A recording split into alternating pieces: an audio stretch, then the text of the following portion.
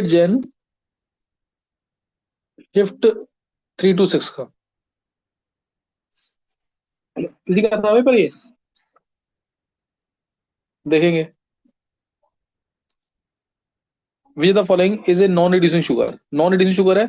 Non reducing sugar मतलब एक acetal हो, मतलब एसिडल की फॉर्मेशन फॉर्म में है, अगर एसिडल की फॉर्म मतलब एक ही कार्बन पे दो ईथर ग्रुप है तो नॉन रिड्यूसिंग। बस ओ के साथ वाले कार्बन, ओ के साथ वाले कार्बन चेक करो, इधर OH तो नहीं है, कोई नहीं है, इधर OH तो नहीं है, नहीं है, डायरेक्टली नहीं है, ये ऐसे है। ऐसे इधर देख लो इस वाले के साथ, इधर कोई OH है नहीं, CH2OH है ये। ऐसे इधर भी CH2OH है, तो ये वन ही होगा आंसर इसका, नॉन रिड्यूसिंग होगा ये। बाकी तुम चेक करो, सेकंड ऑप्शन चेक कर लो बेशक, कोई भी ऑप्शन चेक कर लो। सेकंड ऑप्शन कहाँ है इसमें, ये रहा सेकंड ऑप्शन, देख लो इसमें। देखो इसमें ओ के साथ ये रहा नहीं, ये रहा ओ के साथ आ गया ना OH इस कारण पे, तो ये रिड्यूसिंग होगा। इसमें भी ओ के साथ OH आ गया, ये भी रिड्यूसिंग होगा। उसके नीचे दिखाना, ईथर वाले के साथ में OH हुआ है, तो चारों हो गए ऑप्शन, सही है। तो इसका आंसर वन है, दे दिया ना आंसर इसका। नेक्स्ट, हेमी एस्टल है तो रिड्यूसिंग, और ये लिखा हुआ इसने, आंसर भी लिखा हुआ इसने। देखो हेमी एस्टल है, ये रहा, तो reducing.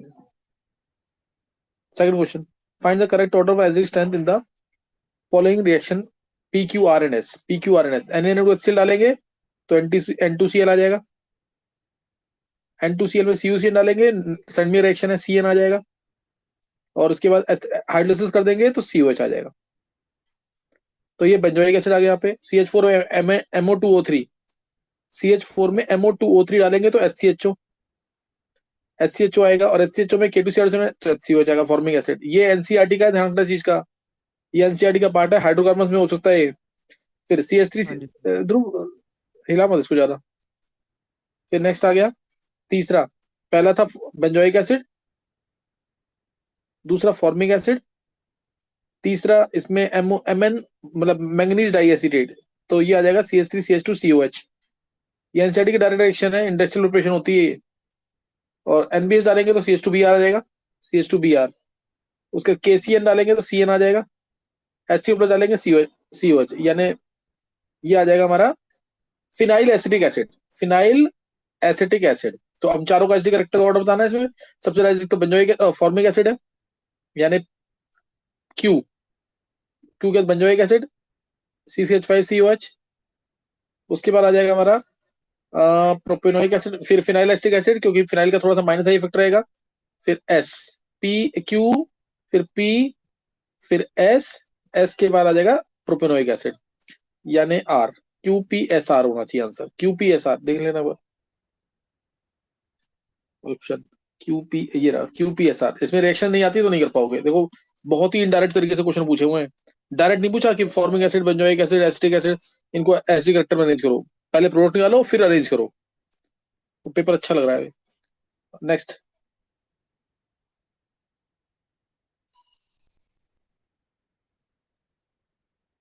Which the following are insoluble in alkali when reacts with Hinsberg reagent। insoluble in alkali कौन सा होता है, जो सेकेंडरी अमीन होता है। सेकेंडरी अमीन ये R2NH है, इसमें CCH5SO2Cl डाला तो R2NSO2CCH5 आएगा, और KO डालेंगे तो insoluble, यानी सेकेंडरी अमीन होना चाहिए। तो ये नहीं होगा आंसर, ये नहीं होगा, प्राइमरी है। ये हो गया एक आंसर, दो आंसर। NHET है, ये नहीं है। दो, ये भी है, NHET है, ये भी NH के साथ है, चार हो गया। पांच NH है, नहीं, नहीं, नहीं। आंसर कितना है, एक दो तीन चार पांच, पांच आंसर आ जाएगा, टू, सही है। सेकेंडरी अमीन लिखा है ना नीचे। नेक्स्ट,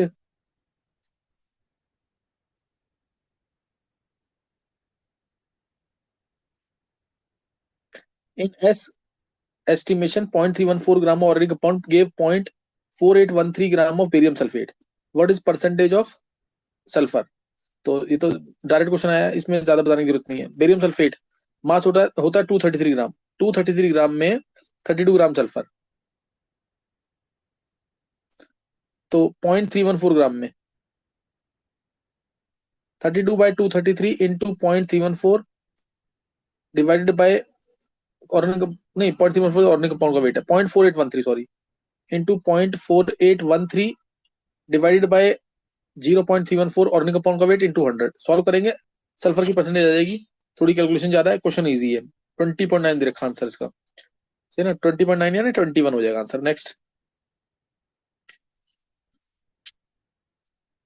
क्वेश्चन, एक्स में डाला है NaNO2 और HCl, फिर H3O प्लस, फिर NaOH डाला है और I2 डाला है, यानी यहाँ पे आइडोम टेस्ट वाला कुछ पार्ट आएगा। वाई, ये गिव्स पॉजिटिव आइडोम टेस्ट लिखा ही हुआ है। Y gives positive iodoform test, X has percentage दे रखा है, identify X among the following.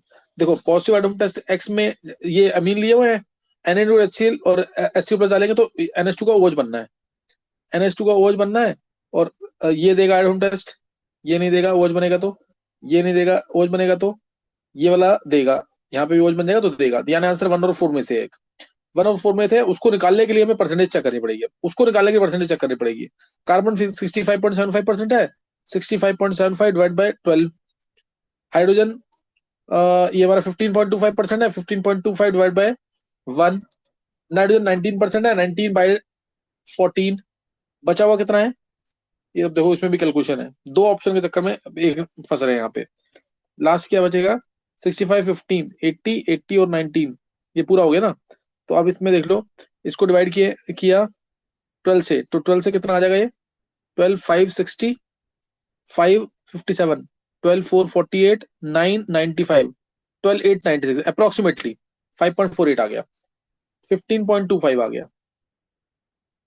और ये आ गया 19 बाय 14, 14 1, 14 3 था 42, 14 42 7 70, 14 5 था, 1.35 आ गया। 1.35 से पूरा डिवाइड कर देंगे, 1.35 1.35 1.35, अंदाजा है मेरा ये आना चाहिए 4, ये 1.35 से ये कितना आ जाएगा अब, C4 अगर आता है, C4 आता है, और फिर C4 आ गया तो आंसर यही है ना, फोर्थ, फिर करने की जरूरत नहीं है, C4 ही आएगा क्योंकि ये 1 हो गया, और फिर ये आएगा 3 1 4 3 10 10 11 आएगा शायद, H11 आएगा, H11 ही आना चाहिए। तो ये आंसर इसका फोर्थ होना चाहिए, एक बार चेक कर लेना, आंसर फोर्थ होना चाहिए। इसका आंसर क्या है, फोर्थ, सही ना? ये बाकी सारी रिएक्शन दे रखी है, वो अभी इन्होंने एम्पिरिकल फॉर्मूला निकाला ही नहीं है, वो निकाल के देखना चाहिए था जरूर। Next, when nitro group is attached to benzene ring, what effect we observe towards reactions? Deactivating towards electrophilic substitution, बिल्कुल सही है। एक्टिवेटिंग टुवर्ड्स इलेक्ट्रोफिलिक सब्स्टिट्यूशन गलत है, नाइट्रो ग्रुप तो -R इफेक्ट होता है। डीएक्टिवेटिंग टुवर्ड्स न्यूक्लियोफिलिक सब्स्टिट्यूशन, ये भी गलत है।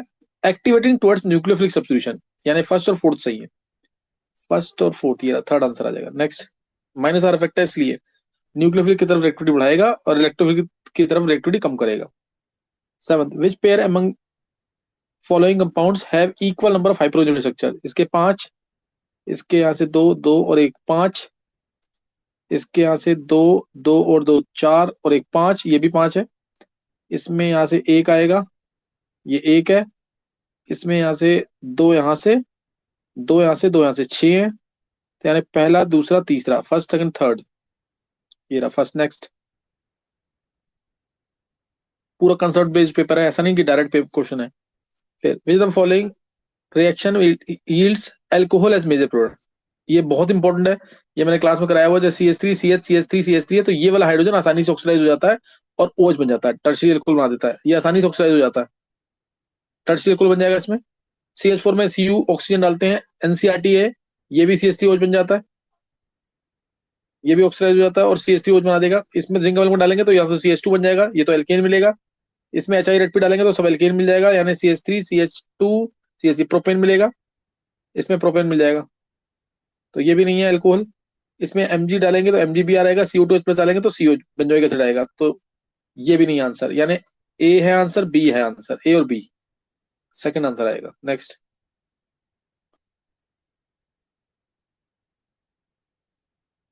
Question, KMnO4 is diamagnetic while K2MnO4 is paramagnetic. KMnO4 में Mn+7 स्टेट में है तो डायमैग्नेटिक होगा, Mn+6 स्टेट में है तो ये पैरामैग्नेटिक होगा, correct. Manganate ion contains Mn+6 while permanganate ion contains, ये तो डायरेक्ट पूछा हुआ, बी सही है। Mn+2 on reaction with thiosulfate persulfate ions gives manganate ion। Mn2 plus ये स्ट्रॉन्ग ऑक्सीडाइजेंट है, H2SO8 मार्शल्स एसिड, तो इससे करेंगे तो ये पूरा इसको ऑक्सीडाइज करता है और MnO4 नेगेटिव मिलता है, पर मैग्नेट आयन मिलता है, तो इसलिए गलत है। पर मैग्नेट लिखा होता तो सही होता, ये गलत है अभी। Both MnO4 negative and MnO4 negative tetrahedral, बिल्कुल सही है, टेट्राइल शेप है। sp3 हाइब्रिडेशन है इसकी भी sp3 है, D3s नहीं है, ध्यान रखना चीज का। आंसर आएगा ये भी सही है, तो ABD आ गया, ABD सेकंड आंसर आ जाएगा। Next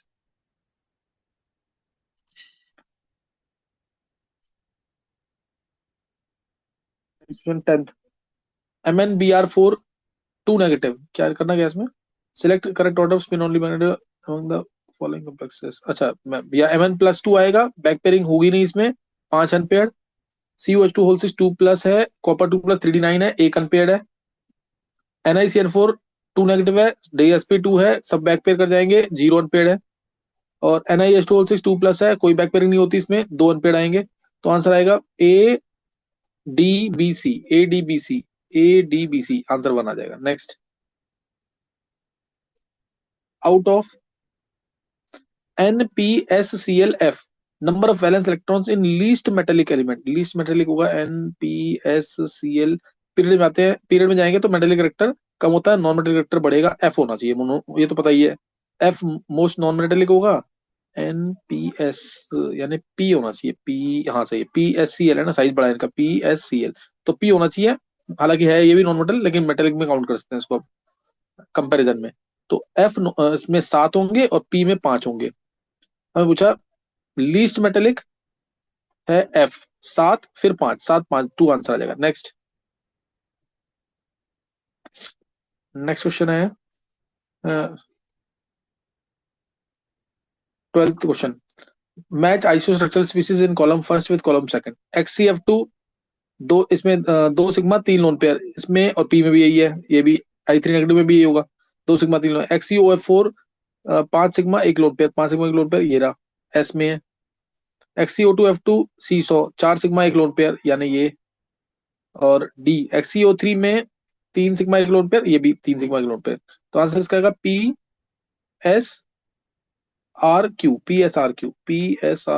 PSRQ 1। नेक्स्ट,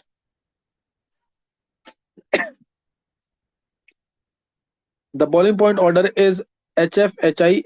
हाँ, HF में हाइड्रोजन बॉन्डिंग है, HI में वैंडल फोर्स स्ट्रॉन्ग है, बिल्कुल सही है, तो इसलिए ये सही है। Melting point order is, melting point HI में हाइड्रोजन बॉन्डिंग, क्योंकि मेल्टिंग पॉइंट यानी कन्फर्मेशन चेंज होंगी, सॉलिड फॉर्म में हाइड्रोजन बॉन्डिंग उतनी स्ट्रॉन्ग नहीं है, वैंडल फोर्सेस ज्यादा स्ट्रॉन्ग है, इसलिए HI फिर HF फिर HBr फिर HCl। सारी बेसिक चीजें पूछी हुई है, ऐसा नहीं कि टफ है पेपर।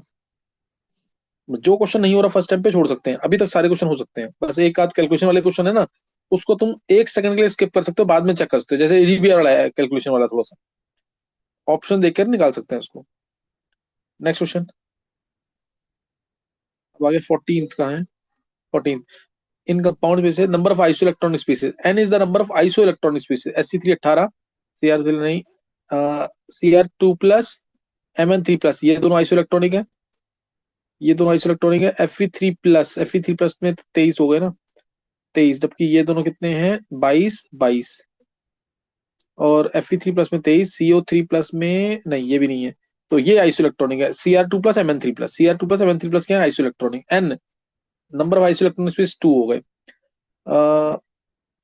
N मोल्स यानी 2 मोल हो गया सीधा, 2 मोल ऑफ AgNO3 डाल रहे हैं विद 1 मोल ऑफ कम्प्लेक्स, 2 मोल डाल रहे हैं AgNO3 यानी 2 Cl बाहर होंगे, 2 Cl बाहर का मतलब है COEN होल ट्वाइस, 2 Cl बाहर होंगे ना, एक NH3 और एक Cl अंदर, और 2 Cl ये हो गए बाहर। ये आ गया number of electrons in T2G में, CO पे चार्ज आएगा 3 प्लस, आर्गन 3D6 हो गया, 3D6 मतलब 6 के 6 इलेक्ट्रॉन नीचे रहेंगे क्योंकि स्ट्रॉन्ग फील्ड लिगेंड है ये, तो इसलिए T2G6 आएगा, T2G6 आने, देखो क्वेश्चन डायरेक्ट नहीं पूछ रहे, डायरेक्ट क्वेश्चन नहीं है कोई भी, थोड़ा सोचना पड़ेगा हल्का सा, 6 प्रैक्टिस करोगे तो अच्छा हो जाएगा फिर paper. 14 15 question, Na2B4O7 dot 10H2 गर्म किया, 2x 2NaBO2 plus B2O3, borax bead test है डायरेक्ट, ये B2O3 डालेंगे, B2O3 डालेंगे नॉन लुमिनस फ्लेम, तो ये मिल जाएगा हमारा CuBO2 whole twice, cupric metaborate, blue colour का होता है। और फिर इसमें हम डाल देंगे, जेड है, जेड में हमने डाल दिया लुमिनस फ्लेम के अंदर, यानी रिड्यूसिंग में कार्बन के साथ गर्म करेंगे तो कॉपर मिल जाएगा, कॉपर मिलेगा या CuBO2 मिलेगा, दोनों की पॉसिबिलिटीज है। तो अब क्या है, oxygen state of central atom of Z and Q. Z की तो +2 आएगी, सही है, और क्यू की 0 भी आ सकती है, 1 भी आ सकती है। एक एक करके रिड्यूस होते हैं। 0, अच्छा यानी 2 तो आएगा ही आएगा पहले, उसके बाद 1 और 0, 1 ही दे रखा है तो उसमें 1 ही करना पड़ेगा, यानी आंसर 1 आएगा। Next.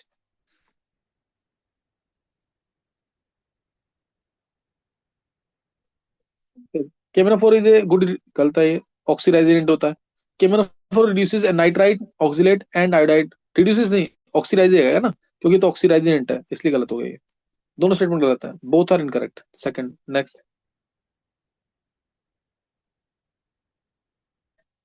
Plot of log K versus 1/t जे straight line, log K versus 1/t सही है। The intercept and slope of the line are respectively given by, log K यानी इक्विलिब्रियम कांस्टेंट है T1/t, तो ये आ गया delta G not equal to delta H not minus T delta S. Delta G not को minus R T natural K, minus R T natural K equal to delta H not minus T delta S, और log K आएगा यहाँ से delta minus में delta H by 2.303 R T plus delta S not by R. तो slope आ गया इसका minus delta H not bye 2.33 R, और स्लोप आ गया delta S not by R. Option देख लेंगे एक बार। डेल्टा एस बाय ये 2.3303 इसमें भी आएगा ना, क्योंकि यहाँ पे जब 2.303 आएगा उसके नीचे भी आएगा। तो delta S not by 2.303 R और माइनस डेल्टा एच बाय 2, ये पहला ही ऑप्शन आएगा। नेचुरल लॉग के होता तो ये आंसर होता। ये ध्यान रखना 2.33 कब आएगा कब नहीं आएगा। नेक्स्ट।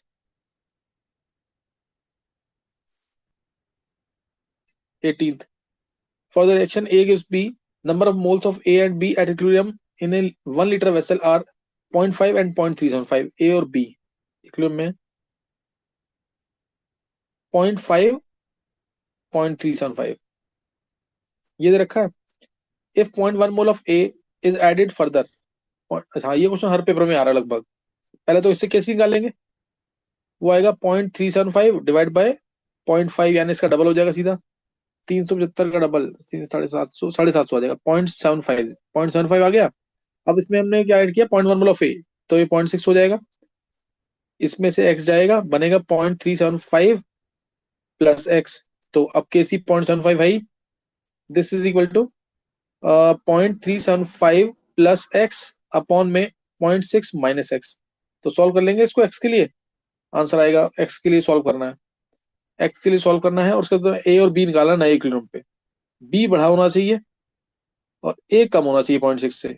a 0.6 से कम तो होना चाहिए, यानी ये आंसर नहीं हो सकता, और एक कम होना चाहिए। अब तो बाकी तो सारे आंसर हो सकते हैं करने, और ये 0.375 से बड़ा होना चाहिए। ये सारे ही बड़े हुए हैं, तो इसलिए आंसर बस समझ होता है। फोर्थ नहीं होगा आंसर, बाकी तुम्हें कैलकुलेशन करना पड़ेगा, ज्यादा टफ नहीं है, कैलकुलेशन निकालना पड़ेगा। आंसर क्या है इसका, 1, 1 आंसर आ जाएगा, दोनों इक्वल हो जाएंगे। Next. 19th, consider the following electromagnetic waves A B and C. Wavelength A का दे रखा है, फ्रीक्वेंसी बी का दे रखा है, वेव नंबर सी का दे रखा है। Correct order of their energy is, energy wavelength से एनर्जी कैसे निकलती है, एच सी बाय लैम्डा करके। H c by lambda frequency से एनर्जी कैसे निकलेगी, एच म्यू करके। वेव नंबर से एच सी बाय लैम्डा होता है h c mu bar, h c mu bar से, तो एच सी म्यू बार से निकलेगी एनर्जी। तो अब तुम्हें बस सिंपल क्या देखना है, ये तो एच सी तो रहने देना, एच सी यानी एच सी तो इसमें भी है इसमें भी है, इसमें नहीं है, यानी इसका तो सीधा ये तुम्हें निकालना पड़ेगा, थोड़ा सा कैलकुलेशन करना पड़ेगा हल्का सा। एच सी मत को मल्टीप्लाई करो, बाय लैम्डा है तो बाय एच सी बाय 400 आ गए, ये एच म्यू है डायरेक्ट, इसको एच म्यू है तो इसको एच, इसमें एच सी म्यू बार है, तो एच सी इंटू 10⁴ आ जाएगा। एच सी म्यू 1/λ को म्यू बार लिख सकते हैं, सही, एच सी इंटू 10⁴ आएगा। तो उसके बाद और ये फ्रिक्वेंसी देखिए 10⁻16, तो एच इंटू 10⁻16, एच इंटू 10⁻16 आ जाएगा 10⁻16। और अगर मैं इसको सी से मल्टीप्लाई करता हूँ तो ये 10⁻12 होगा। सारे सबसे ज्यादा हमारा बी ही होना चाहिए, 10⁻16 है ना ये, सबसे ज्यादा बी होना चाहिए। और ये नैनोमीटर था, नैनोमीटर 10⁻⁹ यानी ऊपर 10⁻9 आ जाएगा। तो ये 10 हाँ ये भी सेकंड पे बी, फिर सेकंड फर्स्ट बी ए सी, सेकंड आ जाएगा बी ए सी। थोड़ा सा कैलकुलेशन करना पड़ेगा इसके अंदर। नेक्स्ट,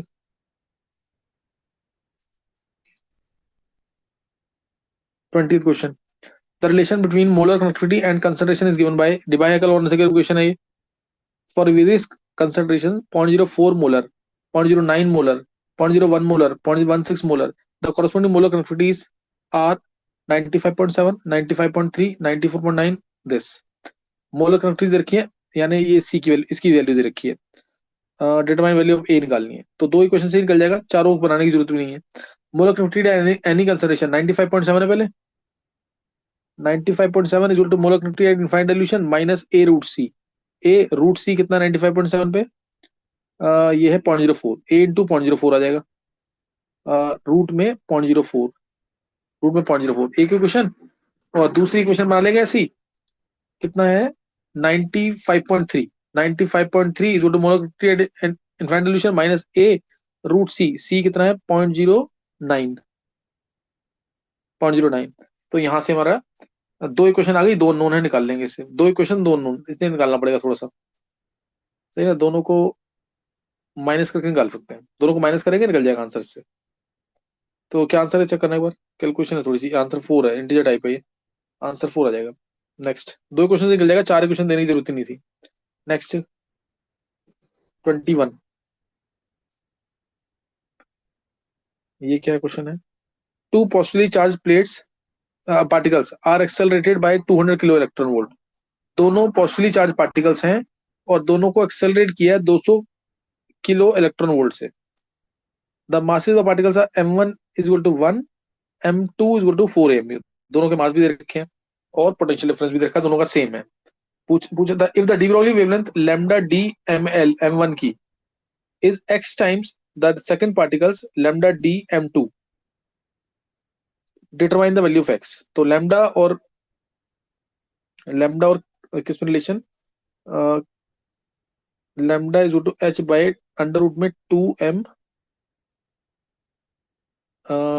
किलो इलेक्ट्रॉन वोल्ट है ना, एनर्जी इलेक्ट्रिक करंट एनर्जी दे रखी है, और वो दोनों की सेम ही, तो कैंसिल ही हो जाएगी। Lambda is to h by 2m ही अंडर रूट के अंदर, m1 लगा दिया, बस ये तो सिंपल आ जाएगा, lambda 1 by lambda 2 is two under root में m2 bye m1, under root में m2 बाय m1 आएगा, बाकी सारी चीजें तो कैंसिल ही हो जाएंगी इसमें, क्योंकि h कांस्टेंट, 2 कांस्टेंट, e का वो दे दिया इसने कांस्टेंट 200 इलेक्ट्रॉन वोल्ट, तो सारी चीजें कांस्टेंट है, तो सब कैंसिल हो जाएगा। m2 बाय m1, m2 कितना था 4 था, m2 4 था, और m2 4 ये नहीं ये नहीं, m1 1 है, m2 4 है, सही है। तो 4 बाय 1 रूट में आएगा, तो lambda 1 by lambda 2 is to आ गया क्या 2, तो ये 2 टाइम्स आ गया सीधा, 2 टाइम्स दे रखा है एक्स, लैम्डा डी m1 का, हाँ 1 का x टाइम्स है, x की वैल्यू कितनी आ रही है 2 आ रही है, सही है 2 आ जाएगा। इजी क्वेश्चन है बहुत। नेक्स्ट, 22, 22 क्या क्वेश्चन है, the reaction A K1B C K2D, दो अलग अलग रिएक्शन है, फॉलोज फर्स्ट ऑर्डर काइनेटिक्स, सही है। At 500 kelvin the rate constant K1 and K2 respectively are K2 equal to twice of K1 and activation energies EA1 and EA2, ये भी दे रखा दोनों का, EA2 दे रखा EA1 by 2, and rate constant for first reaction at 300 kelvin is half that of rate constant at 500 kelvin, सही है। Find the value of 10 into K2 at 300 kelvin, अच्छा ये, और given half life of first reaction is 2 hours at 5। देखो इस type का ना same question मेरे को जो ध्यान आ रहा है ना, एक बार एडवांस में पूछा हुआ सेम क्वेश्चन यही है, चेक करना, कम से कम आया भी होगा ये, तो मुझे लग रहा है लगभग 25 years बैक, मतलब बहुत पुराना क्वेश्चन है ये, और ये काइनेटिक्स में पूछा हुआ है एडवांस के अंदर, इसी टाइप का सेम क्वेश्चन। अब ये लेंदी क्वेश्चन है, इसको थोड़ा पढ़ना पड़ेगा, इसको थोड़ा सा देख, ये स्पेस चाहिए होगा इसके लिए थोड़ा, या इसको लास्ट में करें एक बार ध्रुव,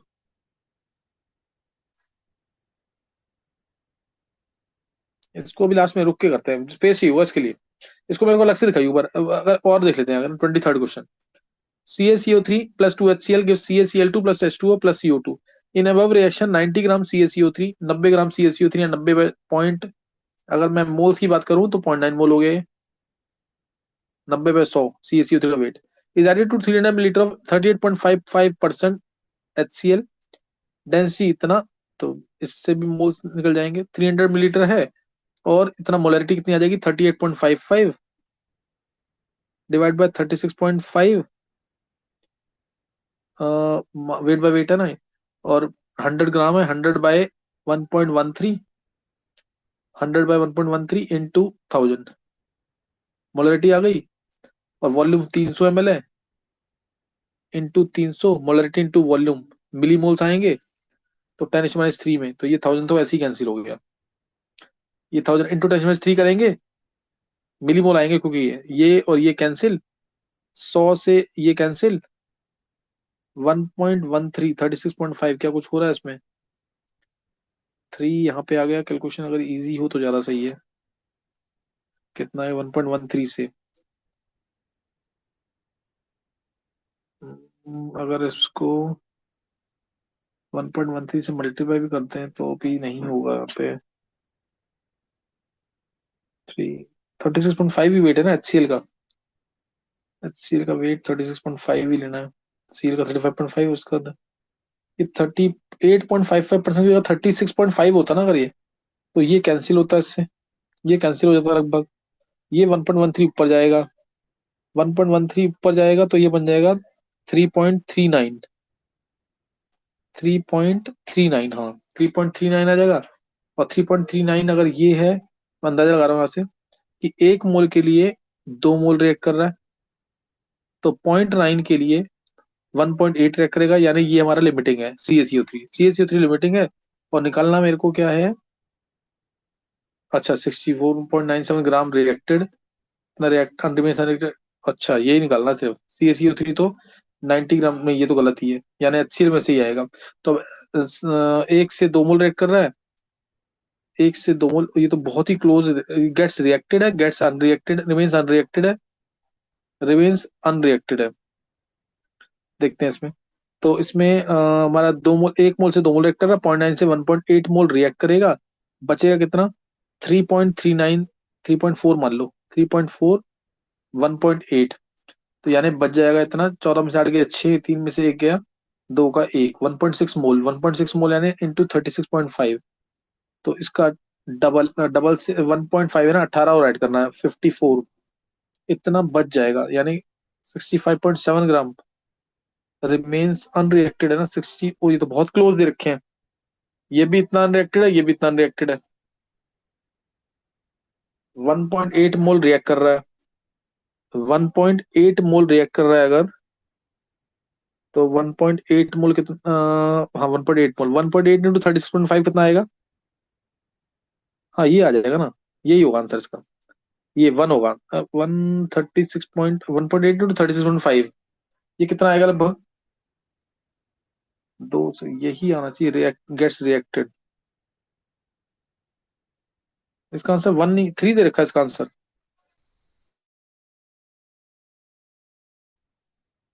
1 आ चाहिए आंसर इसका, 1.8 इंटू 36.5, अप्रोक्सीमेटली ये इतना ही आना चाहिए, क्योंकि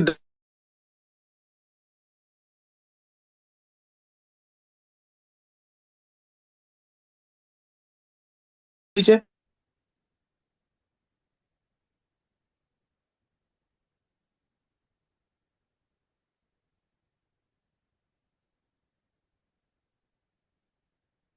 CaCO3 + 2 HCl, नीचे कर दे बिल्कुल,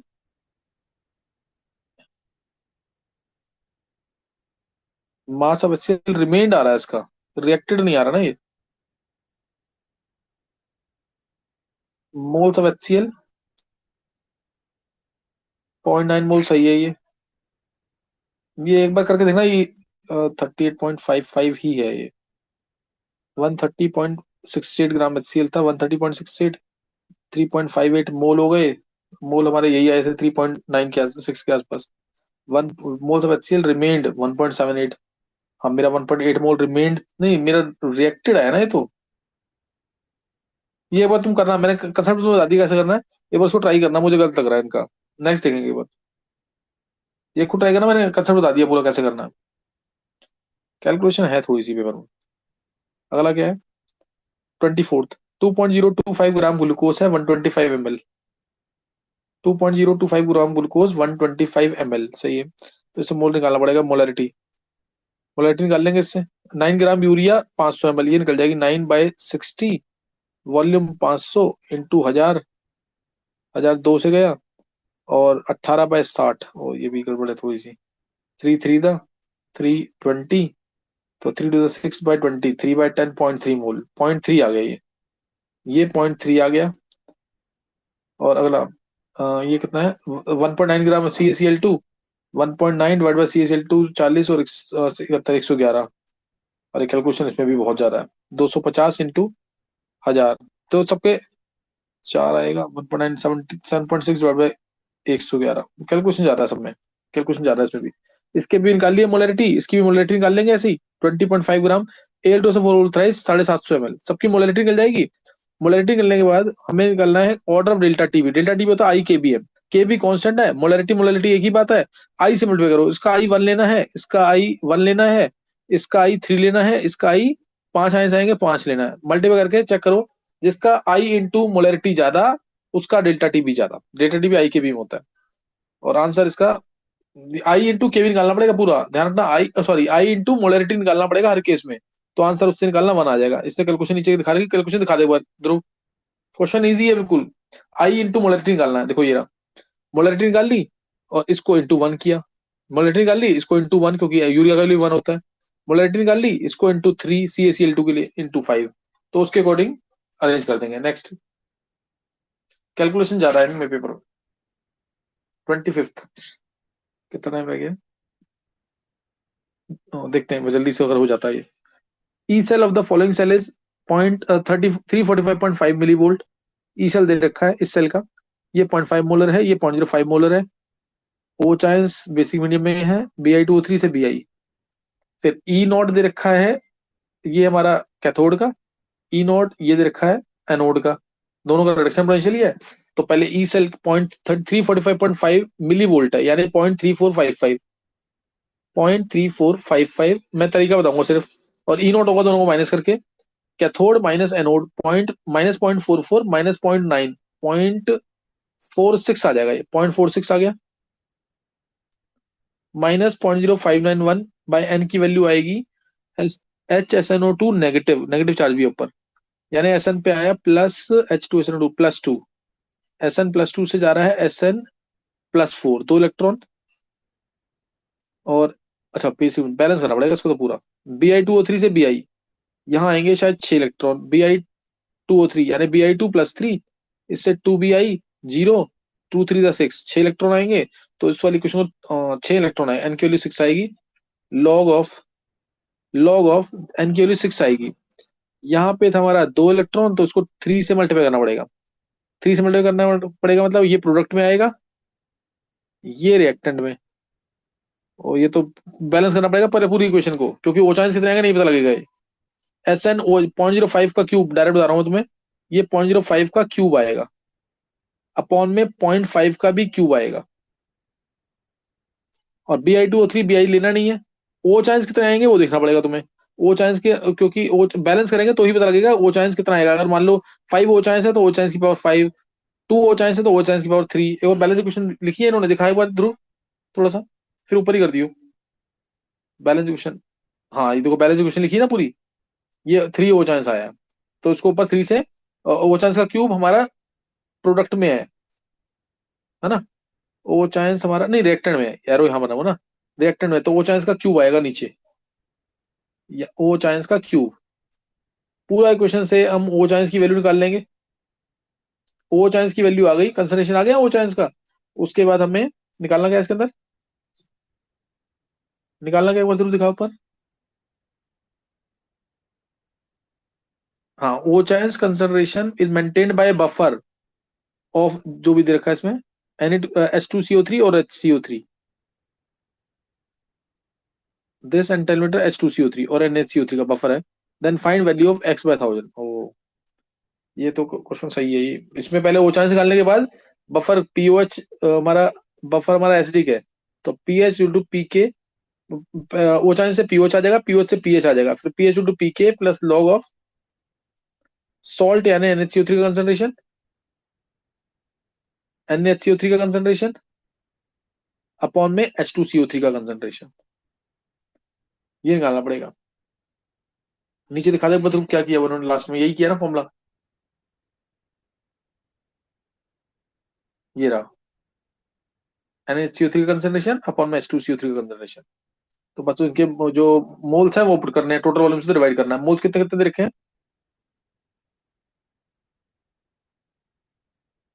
ये रहा, XmL 20 मोलर, तो वो निकाल लेंगे इससे मोल्स। क्या आएगा, 20 × X डिवाइड बाय 1000, ये मोल्स आ जाएंगे। बाई टोटल वॉल्यूम तो कैंसिल ही हो जाना है। और 10 × 10, 100 अपॉन में 1000 टोटल वॉल्यूम, तो यहाँ V है, ये भी V है, वो कैंसिल हो जाएगा। तो 20x/100 आ जाएगा, 20x/100। तो उससे x की वैल्यू निकालनी है, मैंने हिंट दे दिया, ट्राई कर लेना इसको भी। नेक्स्ट क्या है, एक क्वेश्चन रहेगा ना कोई? देखो अगर टाइम मिलता है तो हिंट देता हूँ मस्त इसका। इस क्वेश्चन का देखो, ये मैंने क्वेश्चन पढ़ लिया था पूरा। इसके अंदर हमें पहले लगाएंगे, पहली रिएक्शन के लिए, log of K 500 by K 300, this will to E1/2.303 R, 1/300 - 1/500। पहली रिएक्शन लगाएंगे, यहां से K 500/K 300 दे रखा है डायरेक्ट। बोला ना at 500 kelvin rate constant K1 and K2 are related as K2 = 2K1, ये दे रखा है।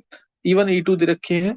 और उसके बाद and rate constant for the first reaction at 300 kelvin is half the rate constant 500 kelvin. तो यानी log 2 आ जाएगा सीधा इस जगह, इस पूरे पार्ट की जगह log 2 आ गया। तो इससे हमारा E1 निकल जाएगा।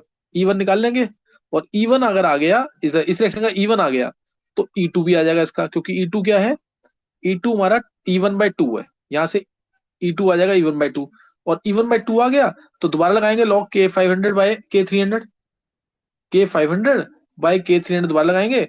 और हमें E1, अब E2 हमें पता लग चुका है, क्योंकि वो E1/2 है, बाई 2.303 R, 1/T1 - 1/T2। तो यहां से अब हम निकाल लेंगे K 500/K 300, सही ना। K 500/K 300, क्योंकि K2 जो ट्वाइस ऑफ K1 दे रखा है, K2 जो है ये ट्वाइस ऑफ K1 है। और K1 तुम निकाल लेना इस पार्ट से, लिखा ना K इज हाफ, नहीं ये रहा, K1 half life of first reaction is 2 hours.